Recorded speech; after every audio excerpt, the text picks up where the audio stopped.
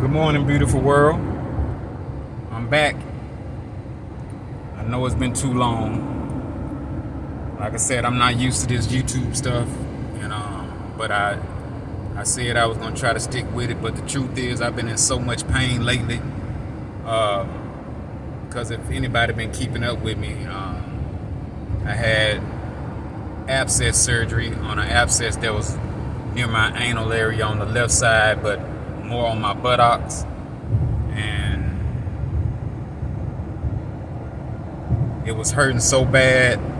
And I remember telling y'all that the doctor was telling me it was a tumor. The doctor that I'm going to see this morning. That's why I'm picking up this camera this morning, because I'm on my way to see my hematology doctor. I don't know what we're going to talk about. I know his plan is still to cut my rectum out, and I would basically wear a colostomy bag for the rest of my life. Which that I've told them, I've told him, I've told my children, I've told everybody in the world that I know that I would rather die than to wear a colostomy bag for the rest of my life. I'm gonna say right now, at this point, I'm 55 years old, and I just don't want to wear a colostomy bag right now. So basically, while doing this channel, I guess I'll be showing you how to get through it. Whether you win the battle or you feel like you're losing the battle. I know it can be won temporarily, but the only way to win completely is for it to never come back. And what they telling me is that the cancer that I had, stage 2 rectal cancer, has come back and it's growing in out my rectal area. This surgeon that just did the abscess surgery said that they drilled the hole so far down it to where the tumor is growing up out of the hole. So of course I'm emotional about that, because I'm like, how is a tumor growing up out of the hole that you drilled? Did you cut it down all the way to the tumor? But I'm still not being told what size the tumor is, what stage it is. But I guess I'll find that out this morning. And like I said, I could wear a colostomy bag for the rest of my life, but I've heard horror stories about that. I've seen horror stories about that on YouTube. And I look at the people in their eyes and the way they look when they're wearing it and when they're telling their story. I hope I'm not getting a bad lighting. I'm in Memphis, Tennessee, Bluff City, so the weather's always crazy. So, but wearing a colostomy bag, I've seen it. I've seen a man just sitting there in a place just releasing, having a bowel movement. And I've researched and heard about infections that you can get, by it being plugged in your stomach. It can, the hole that's there, can become sweaty. You got to keep it clean all the time. If you go to bed and it happens to come off, you're laying in there in a poopy bed, trying not to cuss on her too.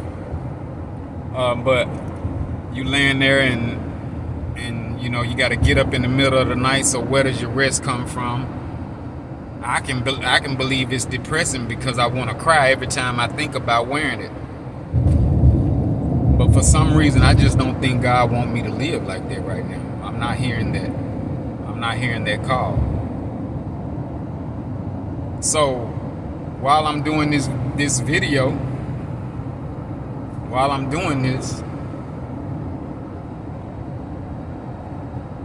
along the way, y'all gonna be seeing me fight.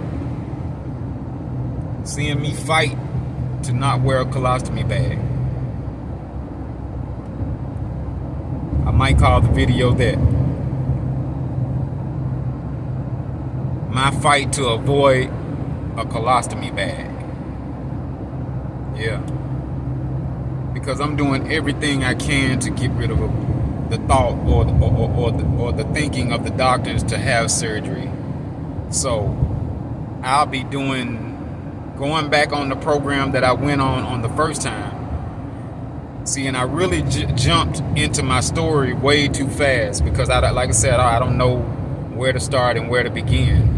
So I'm gonna be raw with it, and if you listen in and tune in, you'll get some things here and there.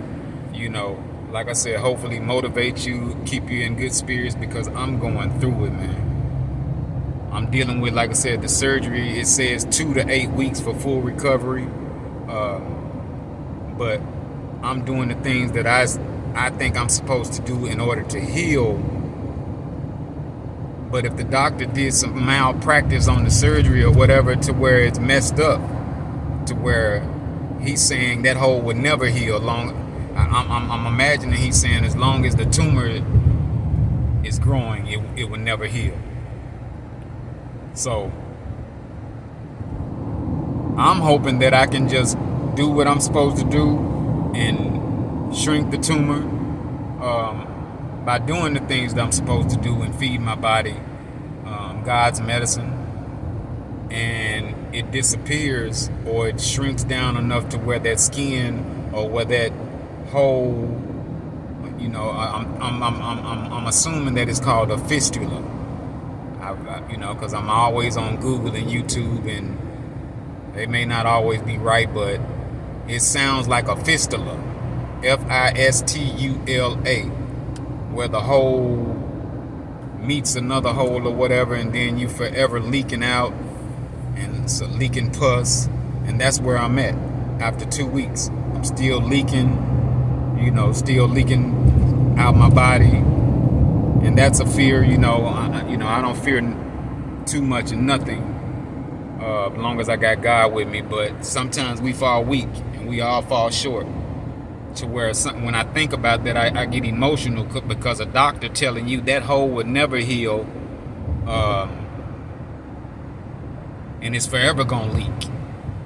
How is that? Did you cut it down too far to where my body is forever gonna leak? That has to be a way to fix that, and I don't know. But again, this week I went back on my program to try to heal anything and everything that I'm dealing with. Monday, the only thing that I'm not doing is exercising, which exercising is a big part of it. My exercise was walking 45 minutes to an hour, and I would always do an hour plus, because I was determined to get rid of it that first time. Like I said, when they told me it was still there and everything, I went on an all plant-based diet, a holistic program, exercising, supplements, herbs, nothing but cold pressed juices not from concentrate, no sugars, no potato chips, no snacks, no sodas, no drinks, no nothing, no alcohol, all plant-based diet, and water and fruits. That's the diet I was on. And after doing that program, after maybe 6 months, I went back to see the doctors and the radiologists and the MRIs and stuff like that. They kept telling me they couldn't find nothing. But they still wanted to do the surgery. And they said they wanted to do the surgery because that's the only way they can know it's cured, because they know where the cancer was.